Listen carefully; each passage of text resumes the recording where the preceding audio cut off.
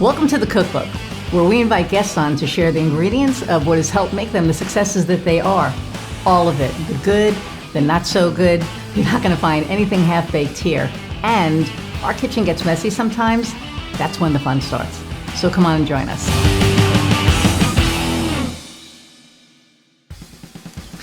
Hey everybody, and welcome to another episode of The Cookbook. I'm your host, Iris Goldfeder, and as always, I'm very excited about my guest today, Jennifer Frye. I'm going to read her bio in a moment, but we met a few months ago, and actually probably more than that, maybe about like 5 months ago, and we've just been staying in touch, and she's got a really cool new program, but I'm going to bring her, or read her bio first, and I'm going to bring her on. So here we go.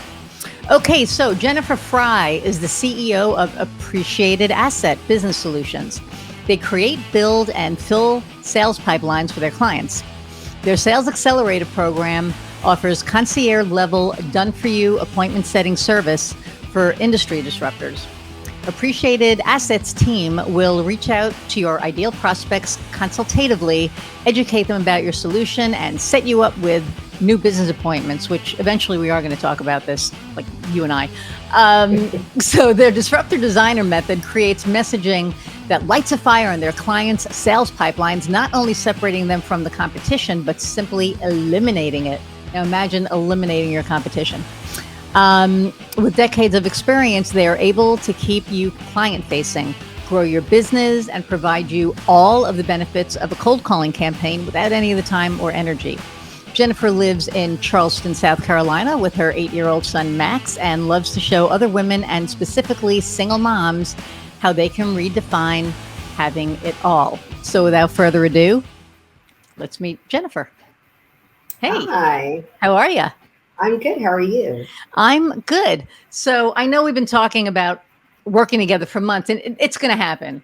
We're getting there. We're getting there. It's getting closer, but so it's funny because, ever since we started talking, I mean, it was inevitable, and we clicked, and I know that you're doing something with Alicia Barr as well, aren't you? We've done some collaborations as well. Yeah, because we just our businesses really align in terms of our messaging, but also the way we serve our clients really complements each other. Cool. Yeah. So, okay, so the Disruptor Eliminator or Disruptor Designer. Yes. Let's talk about that. Okay. So I know that I'm a disruptor in the sales industry. We are doing sales differently than anyone else out there in terms of our method and our delivery.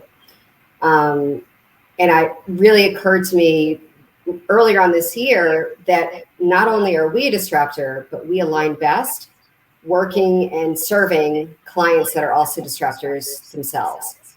So what I found is there's 3 types of disruptors. There's people who are disruptors in their industry. They know it, they own it, and they are here for it. There are who want to be disruptors, but they don't quite know how to really deliver that messaging in a way that really does set them apart from anyone else in the marketplace. And then there's the third, which are people who are disruptors, messaging boldly enough. Say that again because you froze. Sorry. That's okay. The third type is going to be disruptors that are disruptors, but they just don't know it yet.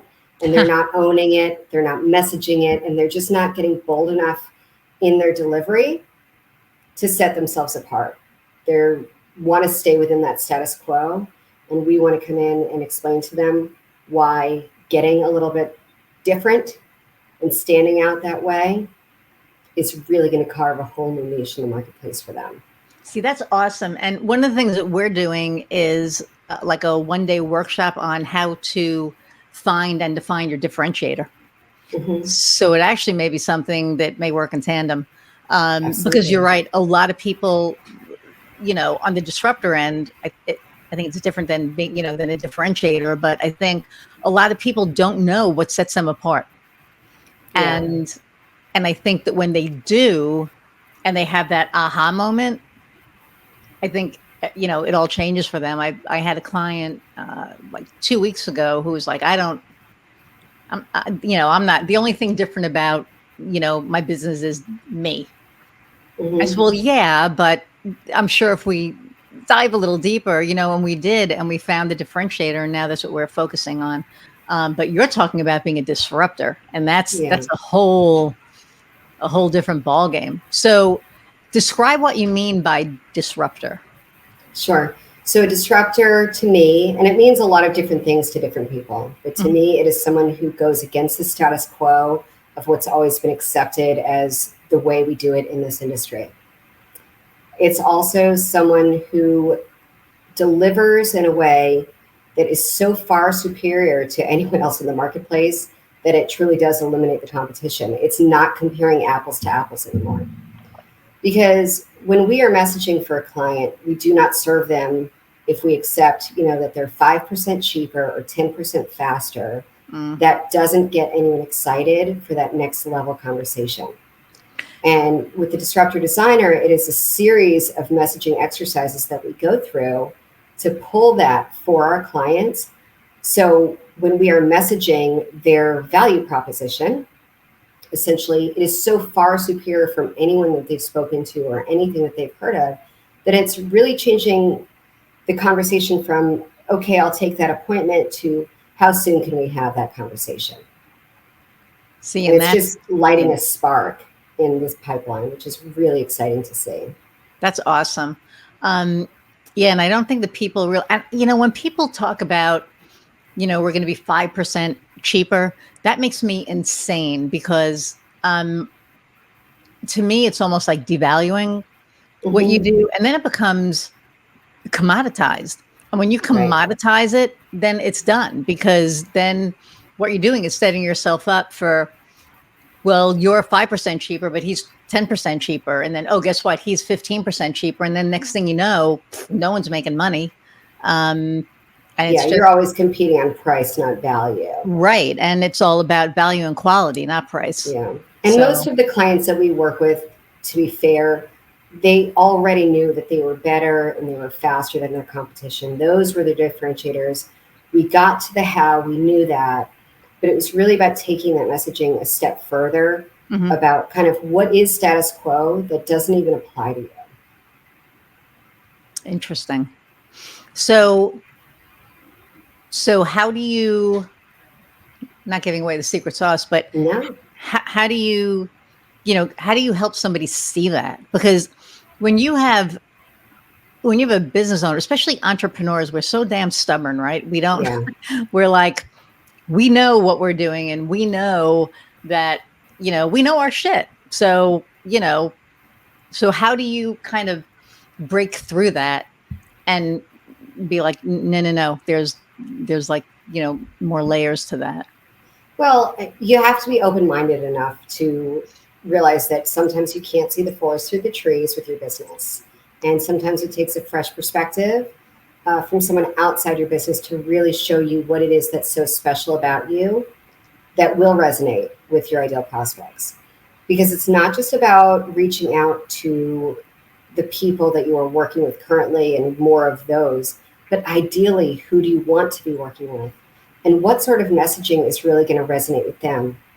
If you are up leveling your clients, you're going to also need to up level your service. You're going to need to up level your messaging and your delivery in general.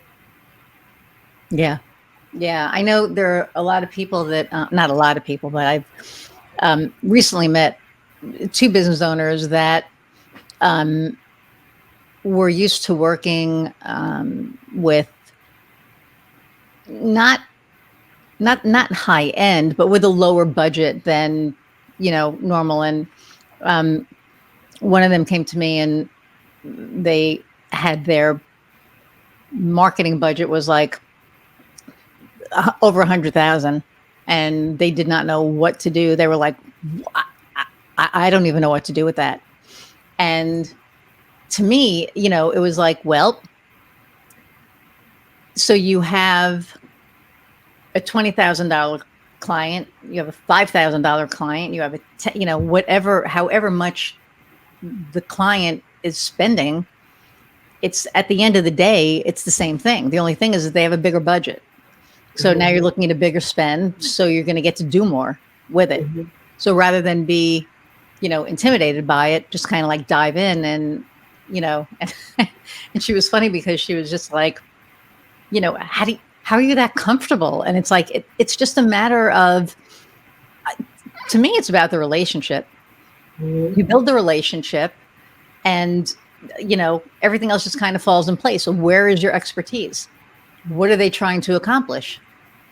That's it. That's all you're doing. The only thing is that they have a lot more money than the $5,000 or $10,000 client, but you're doing the same thing. And when I put that in that perspective, she completely relaxed. She was like, I got this.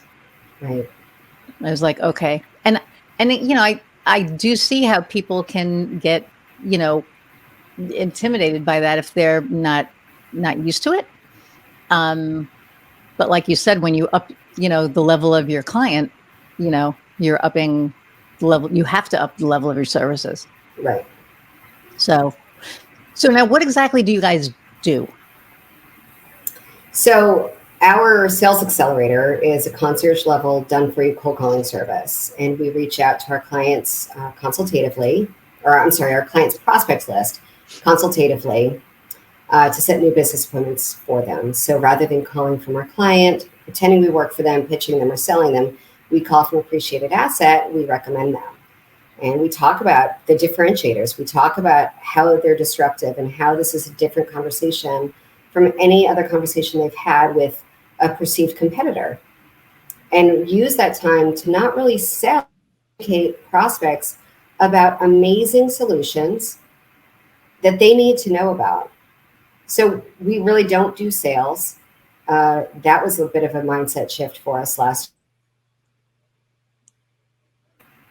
And we love to educate prospects about fantastic solutions that those prospects need to know about.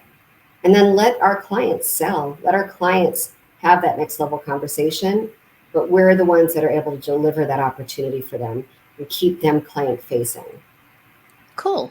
Very cool. So, okay. So you aren't always an entrepreneur, right? So what made you decide to become an entrepreneur? A long road. I, looking back, was always an entrepreneur. As a child, I was selling things, anything I could find. If it wasn't nailed to the ground, I was trying to sell it. But, I think the last job that I had, I was working for someone, building out their sales department. And it was an environment that was just not helping. And the better I did in terms of revenue generation, the more that the leadership had to put their thumb on me to keep me in my place. I was never shown appreciation or value. It was always, you're only as good as your last month. Yeah. Yeah. And I realized that there was a better way to serve my clients with appreciation, with value, with gratitude, and with integrity. So when I started my business, I really started as a B2B solutions broker. And I introduced great clients to great partners and let them take it from there. During that time, I had clients as well as partners reaching out, asking me to do sales for them. My entire career has been spent in business development. And like I said, most of my childhood as well. And so I had a lot of kind of job offers to do sales. And what I realized is they really didn't need a salesperson. First of all, being a salesperson for 15 different people did not align with me. I'd been there, I'd done that, and it really was not a place I wanted to go back. Yeah. But I realized they didn't need a salesperson. They needed new business opportunities. And I could do that because I already was doing that. So it truly hit me. It was 11:30 on a Thursday night. I said, well, they're just going to give me, rather than me just introducing them to the people that I know in my network and making those connections, I'm just going to ask them, who do you want to meet with? Give me that list. I'll reach out and I'll recommend you because I already am recommending you. I already think you're amazing. And I'm going to let other people know too. And this is what it'll look like. And that's how our sales accelerator was born. Cool. That is so cool. And I remember I worked for this company up in Chicago. I was the vendor manager, and it, I was acquiring vendors throughout the country for these on-site concierge services, and I was getting between 15 and 20% of what they would make. So basically what would happen is we would open up a kiosk, and then I would go to like a baker or an oil change guy or whatever, because it was all about convenience concierge. And I would give them a contract and say, we would love to use your services, but you need to give us 15, 20% of what you make. And they signed no problem, because we were in like hospitals and hotels, and they were like, yeah, okay, no problem. I guess the guy before me was getting like 5%. So I went into our COO's office and I was like, so maybe I should be getting a commission on top of my salary since I'm bringing all this in. And basically she said, it's called your salary.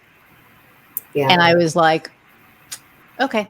So for me, I knew I was going to be leaving that company within, plus I had that whole thing ended up being really toxic, but I get it. I get how we're sitting there and busting our asses, making money for other people, and they don't appreciate it.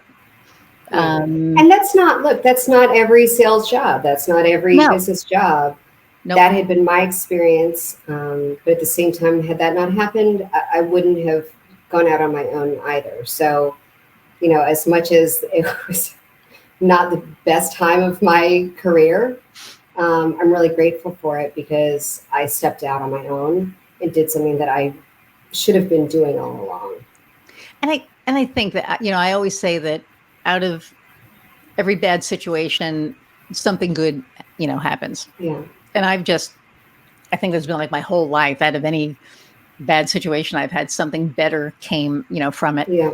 And so but not everybody realizes what you did, right? A lot of people stay because they don't realize it. They don't, get an aha moment at 11:30 on a Thursday night. They're just like, this is all there is, and this is what I have to do. And then they stay. But, and I don't know if it's the entrepreneurial spirit or if it's just that, we get to the point, because was there as well, but in a different situation where, you're like, wait a minute, I'm making all this money for this person. They're very toxic. Not that situation. This was a different situation.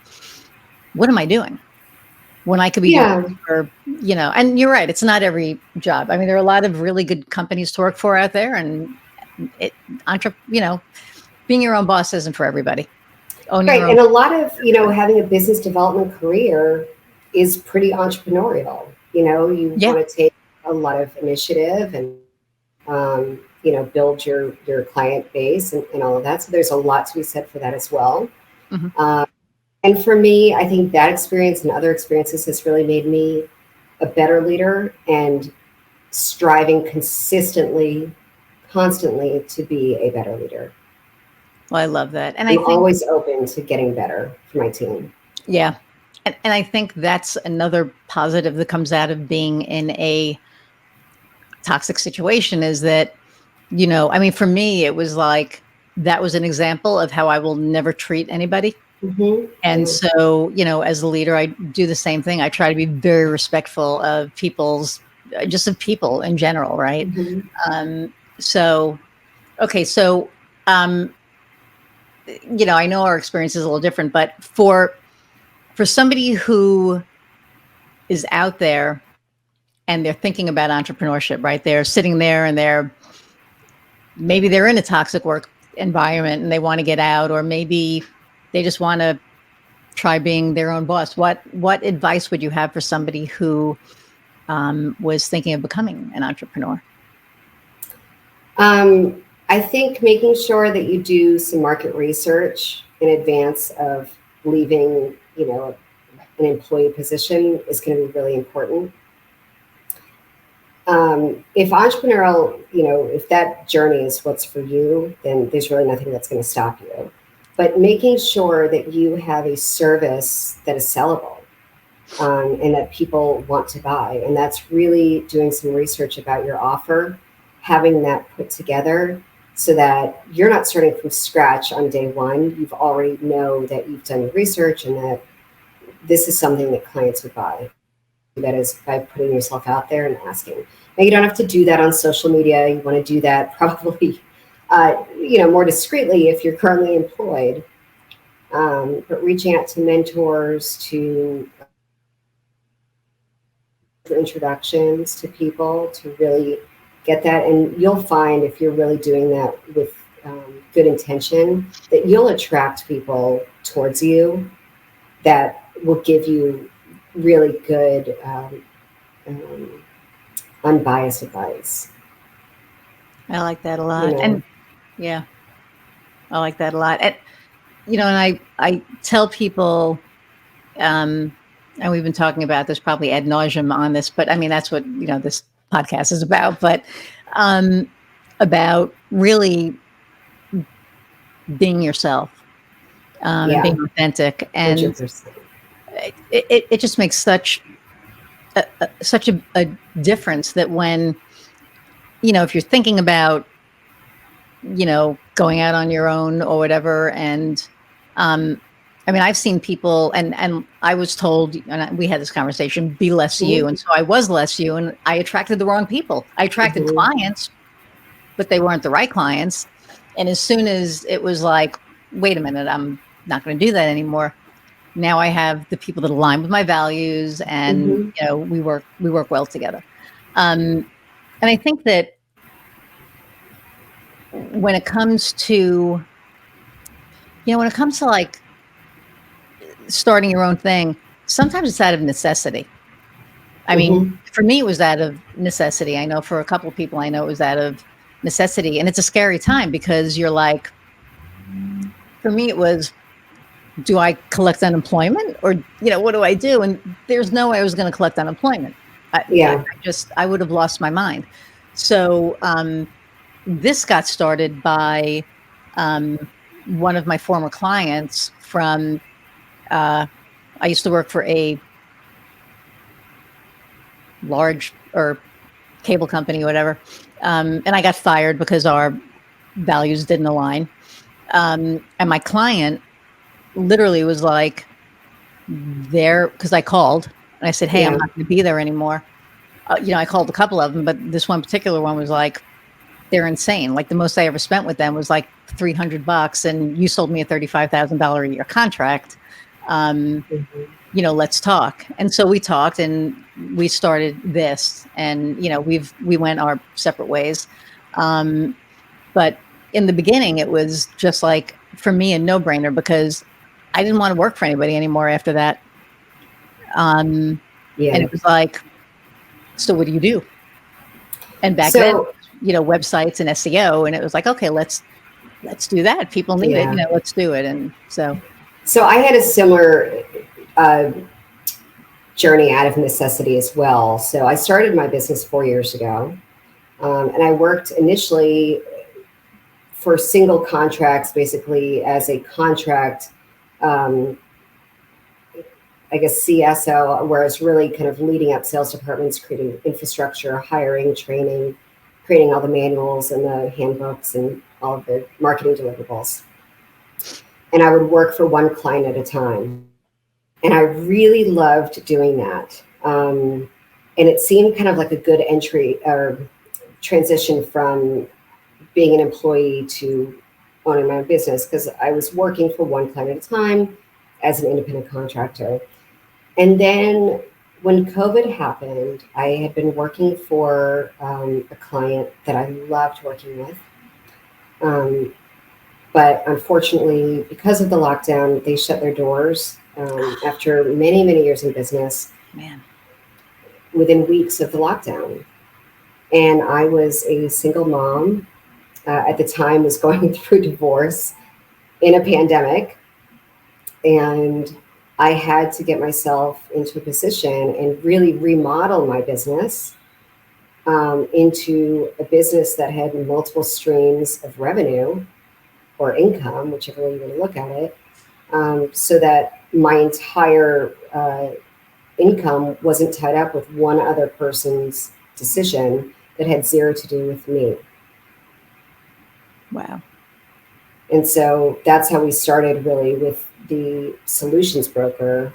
And then through that, and through really listening to what my clients said they wanted, but knowing them well enough to know that that wasn't the best way to serve them with my strengths, is where things really exploded. And we've seen exponential growth every single month since we launched. That's amazing. Our sales accelerator. That's amazing. And COVID was so, it was just like this weird time, because for me, it introduced me to LinkedIn, because I was sitting at home going, now what? I can't knock on doors. I can't go to networking events. I can't blah, blah, blah. And so it was like, well, hell. So I hopped in on a couple of marketing threads, which was how I met Nina. And then, she's phenomenal. And, I told her, because she was on, I was like, if it wasn't for her, I wouldn't be doing this, because I wouldn't have had the balls to do it. Kofi, my producer, like literally 2 months before COVID hit, like in January, he said, you need to do video. I said, no, I don't. And he said, yeah, you do. And for me, it was like, video was for, pretty blondes that, whatever, or, brown-eyed or blue-eyed, brunette, whatever. Not me, right? So I was like, I don't know. So he convinced me to do a video, or I think I did like a few videos, and I just didn't like them. I didn't like the way that that they came out. And I met Nina on a marketing thread. I just kind of hopped in and started commenting and, showing my expertise and stuff. And then Nina and I spoke on a sidebar, and I sent her my video, and she said, well, it's not really that bad. And so I'm like, so it doesn't suck, but, right? It doesn't suck, but. So I joined her video pod, and this was like, like in, I think, May of 2020.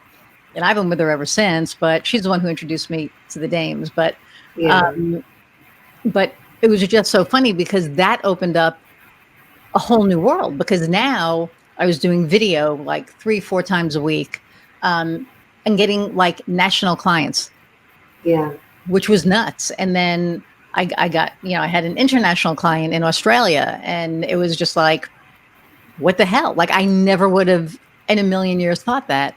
And then I started another business with somebody else, but we ended that partnership. And then I relaunched Gas Stove. And when I relaunched Gas Stove, it was with new purpose. And it was in like April of this year, March, April of this year. And I think because of COVID, the purpose changed. If that makes sense. And I've just been like on fire. It's been kind of crazy. Like Kofi's like, oh my God, you're stressing me out. We're, getting all this work and stuff. But, it beats not getting the jobs. So. Well, it's because you're showing up authentically. You're stepping into your power and your superpowers. That resonates with people. And I have to apologize for this light. It is no, I feel like I'm watching the eclipse. I want to start singing Total Eclipse of the. We are seeing the most beautiful sunset right here. If you would only know, but it makes me look super creepy. So hopefully another couple minutes and that'll have set. No, you don't look creepy. Don't even. I'm super consistent, because I have like 2 monitors here. I have the screen here, and I have, everything else everywhere. It's crazy. Let me see if I can move this. But all right, let's try this. How's that? Better? Yeah, you're fine. Okay. You're fine. It doesn't look creepy at all. So you just look like angelic. Like the heavens are opening up, and optical illusion. No. So, but anyway, so it was a whole thing, and I've spoken to a lot of businesses that started during COVID, and they were like, who would have thought in a million years that in the middle of a pandemic you could start a really strong, successful business? But the thing was, for us, everybody was online, and that was what we did. Yeah. And a lot of businesses had to pivot. Hmm. We have a business locally who I give them kudos every time, and I'll mention their name. It was Bistro 501, and they're a French American restaurant. Food is great. We have a lot of great restaurants in Lafayette. We have Red Seven. We have, East End Grill. We have Bistro 501. But what Bistro 501 did was they opened a market. Hmm. So they were like, we get vegetables, we get whatever, and we'll deliver it to you. Hmm. So they took this loss and made it into an incredible win. And they were going to open a market prior to COVID hitting, but they couldn't because then COVID hit, nobody was coming out. So they ended up doing it that way. And now they have this like crazy market downtown, that they opened up. But they made this pivot that to me was amazing. And, um, it was like, how do you make, lemonade out of lemons? Well, that's the thing. So we had that here in Charleston also, and specifically, there's a restaurant at Nico's that, with every takeout order, they started putting together family meals that were to-go meals. With every takeout order, they would give you a roll of toilet paper with their That's what sticker on she did it. also. Yeah. Brilliant, Yeah. brilliant. But the thing is that made them successful was their attitude. They Mhm. pivoted quickly. It wasn't about making the best of it. It was that they were still going to serve their community. And I think, it was so inspiring to see that the people weren't just throwing in the towel, because there were a lot of people that, I mean, we all saw it, the people who said they had their hands tied behind their back and there's nothing we can do. And you know, it's over for me. But the businesses that were willing to pivot quickly, and for me, it was a matter of, building a website in the middle of the night while I'm also homeschooling a kindergartner. I mean, it was a lot, but a lot of the reason that I built my business the way I did was, again, out of necessity. So we take Fridays off at Appreciated Asset, not just me, but my entire team. And I did that simply because it was not sustainable working the way we were, or the way I was at the time, to be going at that rate and not burn out. And what I realized is, especially as, in my opinion, as working women, we need that extra day to just do the things that we need to get done, whether that's like doctor's appointments or trips to Target, whatever. But so your whole weekend isn't caught up like dragging your kid around to Costco and the pharmacy, that you can really engage with your family and be with them. And so, it was one of those things. I think that's another thing that makes us disruptive is, okay, tell me I can't do it in 4 days, because we are. And that's how we are able to serve our clients better, because we go like gangbusters Monday through Thursday. That's awesome. I keep looking that way because my 5-month-old Yeah. puppy wants me to play. She wants to Ah. drop the ball outside the gate. I can't. But you're right. It's like it was the ones that pivoted, and I've seen restaurants close, and you know, uh, I've seen just businesses close because they couldn't make that pivot. They Mhm. just didn't have the mindset. These guys did. They just went. I mean, they went all balls out. Same thing. They would put a roll of toilet paper in whatever, and then they'd be like, "Oh, do you need hand sanitizer? And do you need to buy toilet paper? Because we have like tons." Because what they did was they just like bought tons. So they really made themselves like on top of their value. They had this added value of anything that you need, we can get. Oh, Yeah. and we're safe, and we're this, and Yeah. they just really blew it out of the water. Um, so, um, we talked about advice for like people that were thinking of becoming entrepreneurs, but Mhm. what about the seasoned entrepreneur, right? Because we all go through stuff. So what's something, one or two things that you've gone through that um you've come out the other side of, or obstacles that you've overcame? Thank you, Kofi, for the Sure. for the uh So I think the first for me would be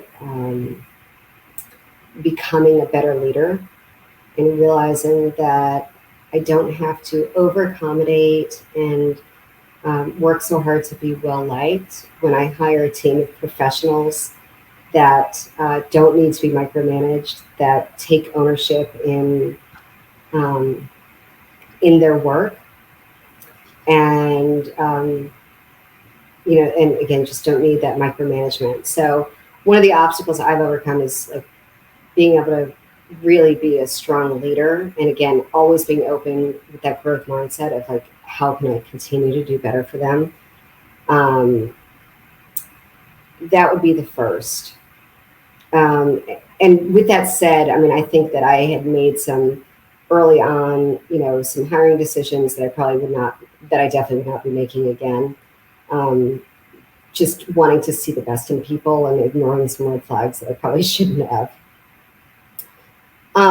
Another obstacle that I've overcome is being willing to really niche down on our perfect prospect and really knowing who our ideal client is, and being not just willing but able to say, we're not going to be the right fit for you at this time for this reason or this reason. And a great example of that is, you know one of the things that makes a perfect prospect for us is a business that's growing, that's looking to grow more. And we've had some situations with clients that have wanted to use our service as almost like a Hail Mary service, like their last ditch effort, in a business that was not growing, that was not thriving. Um, and as much as I want to help everyone, if that is happening right now in your business, there's so many other things that need to be done before you look at growth strategy.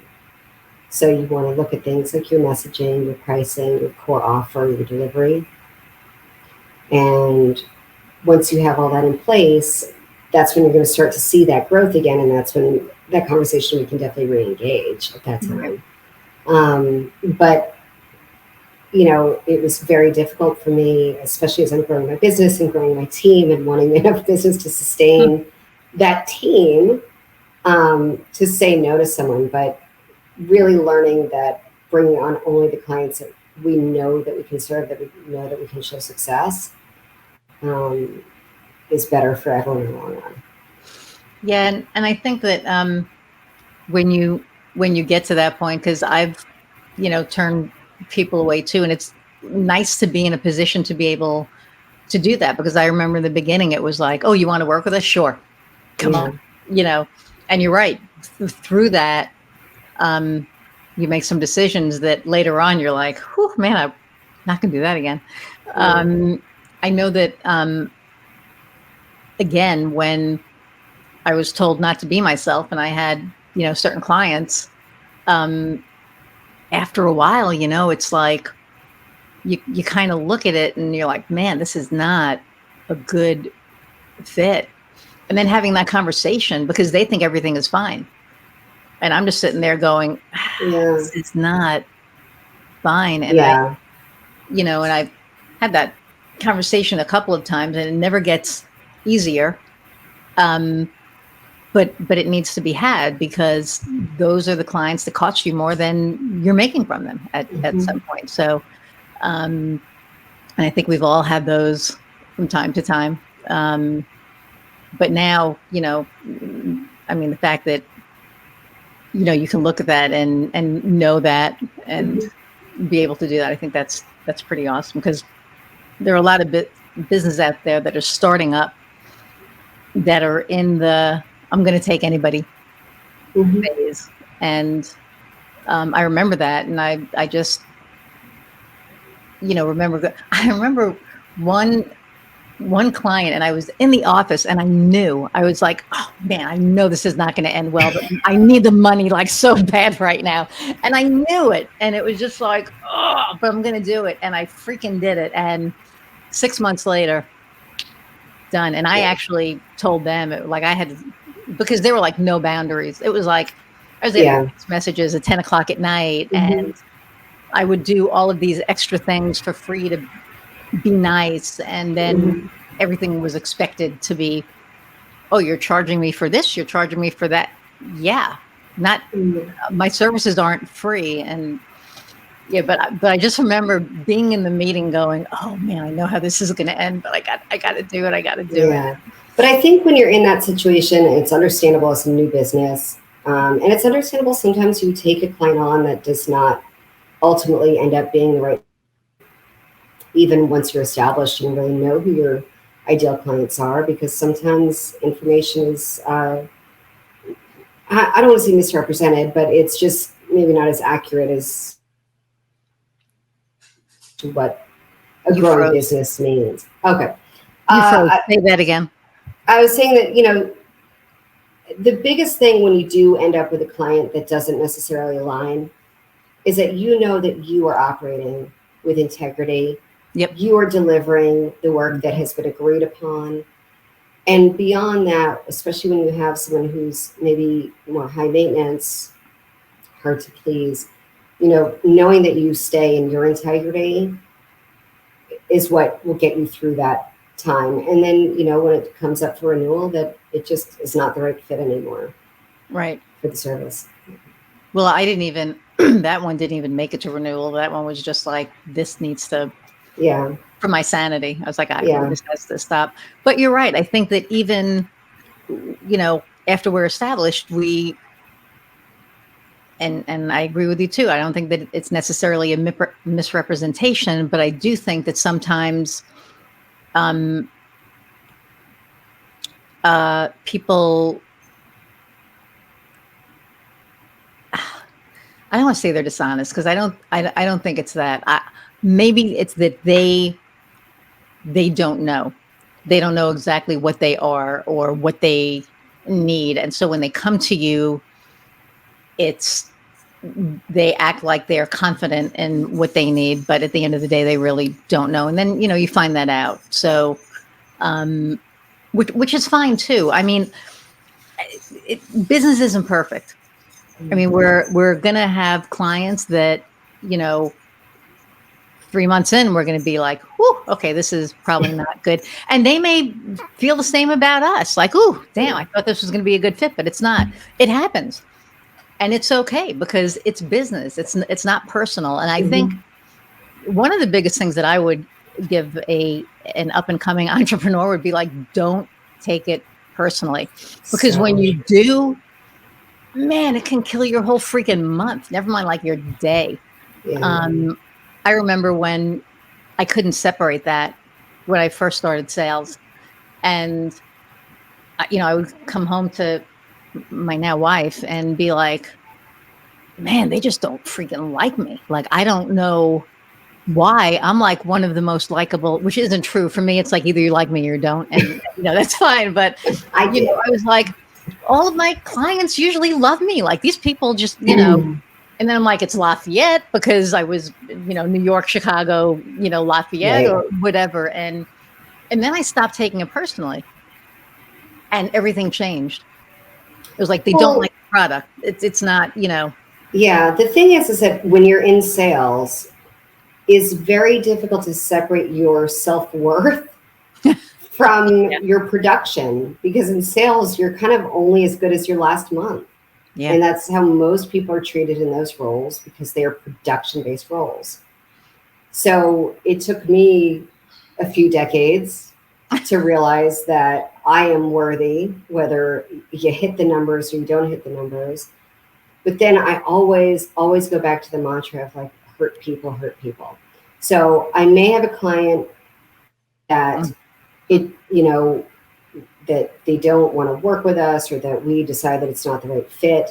But I always know that we have operated in integrity and we have delivered everything that we have committed to deliver to the best of our ability with the resources provided, and communicated, and all that is going to kind of treat you like you were treated. No one who's good with themselves is going to behave like that. No. It's just not. It's something I tell myself all the time. I tell my son all the time too. It's like one of our mantras: hurt people, because there's no way you can treat someone poorly if you're happy. If you're good with who you are, and if you stand in your own integrity. Yeah, and I've had many bosses that were hurt people, really, and but getting past the it's not me, right, was really hard. But when I got past it, it was like, because I would see them out and they're like, oh my God, I want to hang out with you. I just, what you were offering just wasn't it. And right. This was working for other people. Now, for my business, the people want to work with me. So it's a whole different ball game. And the ones that don't, it's like, well, I feel bad for you because I'm freaking awesome. But it took so long to get there, right? And I mean, don't get me wrong. I have my days where it's like, oh my God, I suck. Like, we all do. But I think that at the end of the day, you can't, like you were saying, base your self-worth on the amount of sales that you make, especially when you own your own business, because it's a whole different ballgame. You're the leader, you're essentially the product at the end of the day. I mean, you have a product, but you're also the face of it, right? I've just recently stepped into that and kind of accepting that I am part of the brand. And that might shift as we grow, but for right now, that's what it is. And so I'm really going to step into that thought leadership, mostly because I've got a lot to say. I've got a lot of opinions. And again, I just feel like showing up as myself and showing up as the best version of myself will help attract the right clients to us. Right. Because, the best sales training I've ever done, or the best professional development training that I've ever done, has always been personal development. Because when you can really stand in who you are and be comfortable with who you are and your worthiness and your power, and know that your weaknesses aren't your weaknesses, they're probably your superpowers. Right. And your strengths that's your zone of genius. And that's something that no one else has, that combination of strengths that you have. So once you can really step into that and own that and have that confidence, you can show up. You don't need to be liked by everyone. It's nice to be liked by most people. Right. But you can sleep at night if someone doesn't care for you, if you're too much, or Yes, that's okay. That's okay. You're too much for them, not you're. You know what I mean? Or what does Carrie say? You are enough. I love when I love that. Yeah. And it's true. You are enough, and when you realize that, and you're comfortable in your own skin, and that in your bones, that's it. I mean, that's all. I think that's all it takes. Because, like I said, I've been told, man, you're too much, you're too intense, and finally, it was like, for you, because I have a shit ton of people who want to work with me. Yeah. So I'm sorry we're not a good fit, but and honestly, at the end of the day, the only person I have to worry about if I'm too much for is my wife, and she loves me just fine, so I'm good. So, right. When she starts saying I'm too much, then I'll start looking at it. So why would somebody use appreciated assets as opposed to another company like yours? Like, what's your differentiator? Sure. We really don't have any competition. The way we approach our client prospect wish list because we use this consultative approach, I have yet to come across anyone else who's doing sales outreach and prospecting the way we are. Let me pause this for a second.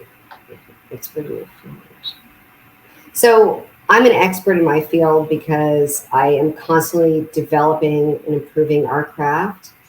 Bringing out this designer disruptor has been a big part of that, and really stepping into making sure that not only are we doing the follow-up, because that's just one pillar of a great sales campaign. Having great follow-up is the first. Having a great list, knowing who your prospects are. But the third is having that value proposition, knowing what sets you apart, and getting bold with your delivery. We deliver excitement to our clients' prospect wish list because we are truly excited about their campaigns. When we bring on a new client that helps their prospects in a way that no one else in their field is doing, and we can bring that to awareness for their prospect wish list, and then set up those opportunities and help them grow their businesses because we know how impactful they are. Like, we live for that. We live for that. We had a client 2 weeks ago. We set them 5 new business appointments in a single day. And it was like the best for us because, we set, I'd say, I don't know, anywhere from like 5 to 15 a month for most of our clients. And that ranges depending on the size of solution that they have. But when we hit like 5 in one day for our client, we were so excited because what they're doing, this is a client who helps employers eliminate toxic workplaces. It's just, and you and I think both know how important Yes. that is, right? Yeah. Wow. And so almost everyone on my team has come from one nightmare employer story or another. And knowing that we are offering a solution that is eliminating that in other businesses is so exciting for us. So work with us because we care more. We're going to do more. And, when we need to make a pivot, when we need to make an adjustment, we're going to do that because your success is our success. And we want to see our clients succeed. I say that all the time. If you don't succeed, I don't succeed. I mean, and that's so true. But you just said something and the dog dropped something and it threw me. What did you just said something. Oh, I know what it was. People don't leave jobs because of the job. They leave job because of the leadership. Yeah. And that's what this whole great resignation that's been happening, that's still happening. Yeah. And the fact that, your client wants to eliminate the toxicity, I think that's huge. You found like an amazing client because there are so many people out there. I work with a couple of coaches, and they're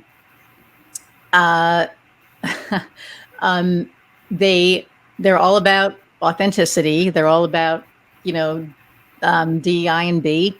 They're all about leaders realizing their role in what's happening in their company. And it's about, the user experience. And it's also about it's about the employee experience, because when you have happy employees, then they're going to want to make your customers happy because, they want to keep their jobs. So it's like this, who was it? What's the guy from Virgin? Why am I drawing a blank? I can't remember his name. Richard Branson. Richard Branson, thank you. And he said, keep your employees happy. And I've always included our team in our vision. I want them to understand our why. I want them to understand my why, but I want them to contribute their own as well. And when they can get behind the work that we're doing, like, we're literally unstoppable. It's the employees that are disengaged that don't have the buy-in to your mission and your vision that are not going to be the producing members of your team, and they're just not going to stick around long. Right. And that's okay. It's honestly better for them than to have people who just are like skating by neutral, because we don't really deal with neutral. We work with an amazing team that is like here for it. Like, we love our clients. We love their solutions. We have another client that does flat fee recruiting. So most people, like, they hate recruiters because, you know, the more you charge salary, the higher the percentage. Right. And, you know, they just feel like they just want to up that salary so they can get more money. But these guys, like, they are in such integrity because their goal is just to get the best match for their clients. And so we take away the ick factor of what most people think when we're like, we want to make this introduction for you. Oh, no, that's not what this is like. This is a different experience working with them. They're there to find the right culture fit for you. And we know that's important because we've already identified that you're a business that is really, culture is at the center of your core values. Yeah. See, and that's rare, like, to find a recruitment agency that doesn't work on the percentage, right? So that's right. Cool. I actually like that a lot. Is that in Charleston? No, I'll make that intro for you. But, you know, our team, like, they get on board with these. We talk about the solutions. We talk about how these solutions will change lives. They'll change lives for employees. They'll change lives for the employer, for the employers or companies' clients, how it'll change their lives. Like, there's such an amazing trickle effect. And it's just really understanding, not buying into the why, but getting on board with it. Mm-hmm. Oh yeah, 100%. And it's funny because it almost seemed like my why not changed, but it kind of shifted a little because I had a client at Christmas. You know, I always go locally, and the audience has heard this like 5 times probably already, but, you know, locally I go around at Christmas time and I give, you know, my clients presents. And one of my clients, who's also a good friend for years, he actually became a good friend, you know, through our working together, said, I gave him a present, then he gave me a present. I was like, you don't need to do that. And he said, no, he goes, I want you to know that I really appreciate you. He said, and it's not lost on me what you do. And I said, what do you mean? And he said, what you do, your efforts, puts food on my guys' tables. Yeah. And that was the biggest aha, oh shit moment for me, I think, in my entire career, because I always looked at it that I help businesses grow. And I do. And I know that. But I never looked at that deeper dive where helping them grow means that the guys that work for them can provide for their family. Hi, baby. Yeah, so, there he is. Oh, it's okay. Mine are dropping crap, all making noise. How dark is this? Is crazy. Welcome to Daylight Savings. You look good though. I know. I have like the same thing here. See, I can open this now and keep an eye on the demons. Crazy. We had a really bad windstorm Saturday. We were up in Chicago, and one of the it blew one of the branches off of our tree, and thank God it landed in the yard and not on the house. They've been eating it for 2 days. It's crazy. I'm like, what the hell are you doing? But now the demon is over here. I know I see you, like, you can't come on yet. She's crying. She's like, I want to come in. Yeah, I think I just think it's so important. I think what you're doing is really important. The way that you're doing it is important, and the way that you're handling your team is awesome. So, because a lot of people, don't. Although a lot of people that we know do, but it's like I every time I meet somebody, I'm like, I wish you could meet the group of women that that I'm involved with, because you know, you're all amazing. I mean, you're all amazing in your own right. And I have learned so much in the last 6 months from each and every one of you. My business has grown like crazy. But I've grown just from listening and watching and learning. And, they say you can't teach an old dog new tricks. Well, I'm an old dog and I've learned a lot of new things. Yeah. And it's really awesome. So, Iris, I think that would be other advice I'd give to an entrepreneur, either starting out or in it, is make sure that you have a team to elevate you. That say are there froze. Okay. You always freeze on these like key. They're so beautiful. I mean, it was perfect. Advice that I would give to an entrepreneur is to make sure to surround yourself with people who are raising your vibration. 100%. And who are elevating you, who are your biggest cheerleaders, who are not jealous of your success, but inspired by it. And, like people who celebrate your wins with the same enthusiasm that you celebrate your wins. Right. Right? People that are just as excited for you, because you know that, like, if you win, that doesn't mean I can't win. Yeah. If you get it, then I don't get it. But if we can collaborate, not compete, which is what, the group that we're in is so much about, like, we can take things over. But not just that, it's like it keeps you in that growth mindset. Yes. I had Brittany Murphy on last week. Her episode will air right before yours because, we're doing it in order. And she does the same exact thing that I do. The same exact thing that I do. And we were just we were laughing. We were like, well, shit, we're doing the same thing and you're going to steal my client and I'm going to steal. And we were like laughing about it because that's not what it's about. It's, first off, there's so much more than enough business to go around that you don't have to be petty. You don't have to be. And I'll never forget here, I called somebody who I'd been working with who helped me figure, a couple of things out. And I called her and I said, hey, I just wanted to let you know I'm starting my own business. And this is what I'm doing. And I was blown away because instead of, that is so exciting. What can I do to whatever, right? It was like, oh, well, now we're going to be competitors. And I was just like, what? Yeah. Like, I was so disheartened by that and by her that I don't, we really don't talk at all anymore. But it just really made me go, it made me take a hard look at things, right? And then I joined this amazing group that we're in. And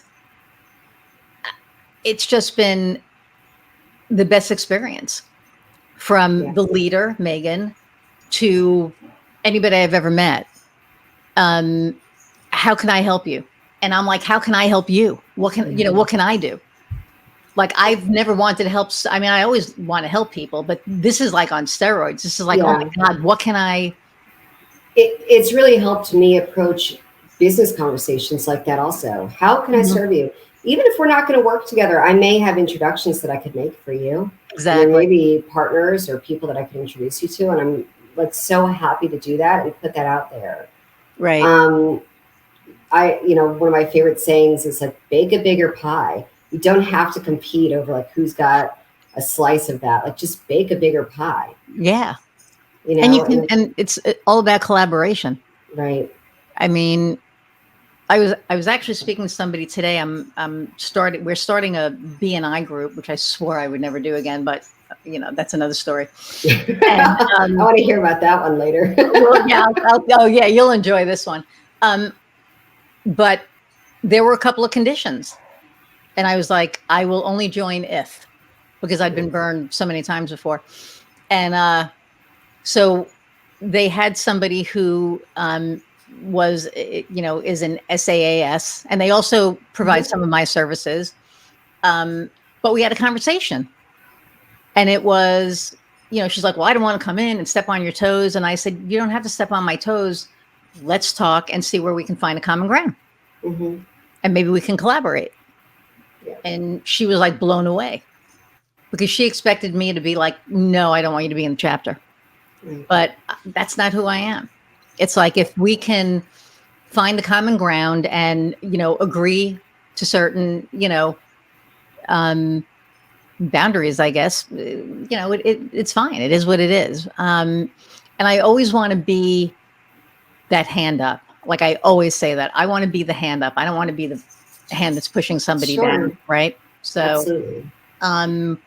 So yeah. So holy shnikes. Okay. So we're at 1:07 already. See, it goes so fast, but we could talk for hours. This is like a phone call for you and me. I know, right? I mean, this is like, oh shit, I got a client call. But this has been, as always, great. Speaking with you and seeing you though this time. I know. This time we get to like see each other. So I always ask the last question I always ask everybody. Okay. Before we close. First off, I want to say thank you for taking the time out to talk to me and the audience, however large or small it is. I have no idea like who's, I love it. But we will attract the right people to listen. Exactly right. Well, I kind of felt like on Field of Dreams, if you build it, they will come. Right. And like the right people are gonna come and listen to this. So but really thank you for, taking the time out of the day to talk to me and give some advice to people listening. And then the last question I ask all my guests is, what is something that lights your fire? So what, and it doesn't have to be business, it could be personal, just whatever. What lights Jennifer's fire? I'm gonna give you two because I'm extra like that. So be extra. You can be anything on here. So in my business, what lights my fire is getting I love bringing in new clients and we love getting great results for. You're freezing again. Damn it. I love bringing badass solutions to the marketplace and letting people know about them. Personally, what lights my fire is I love to travel and I love him new experiences and experience new things with him. So I've been doing a lot of that this year and it's actually accumulated pretty quickly. So I'm looking forward to doing even more next year. Awesome. But I know that having the one fire lit in my is what allows me to do the second with my son. And those are just lasting core memories that I'm so, so grateful for. That is awesome. Yeah. That's awesome. And I think Fabienne said that as well about, Theo, and I had Pallavi read out on, and she was an HR professional, like moving all the way to the top. And she was like, I left because of my kid. So, and I only have fur kids. So, Iris, what lights your fire? What lights my fire? Wow. No one's turned that one around on me before.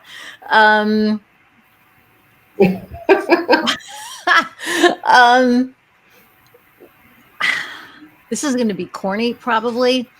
But I have two as well. Helping people. I love helping people. I truly believe that my purpose on this earth is to be of service to people. And so I love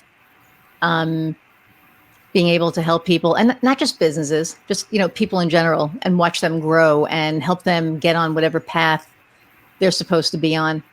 And then the other thing are really three things, and it's my wife and my two kids. She just is the most amazing, understanding, supportive person, and kind, just kind. There are people out there that are nice, but she is genuinely from her heart. She's a kind person. And I know a lot of people are going, but it's not. It's true. I love it. She just she lights me up all the time, and so yeah, that's what lights my fire. Amazing. Thank you for sharing. Thank you for turning that around. No one's done that before. I was kind of like we're in the headlights, like, wait a minute, what do you mean? That's what I love about you. So, and everybody else, I want to thank you guys, and not just guys, everybody who is watching. I want to thank you all for watching and listening and commenting and subscribing and sending me like these little notes on the side. And I love the ones that say that, you're watching or listening while you're working out, because then I feel like I'm working out with you and I'm getting my own exercise in. So, so that's my little cheat around my exercise. But until next time, I'm going to sign off. And again, thank you for spending this time with me, Iris Goldfeder, and go out and find what lights your fire, everyone. Bye.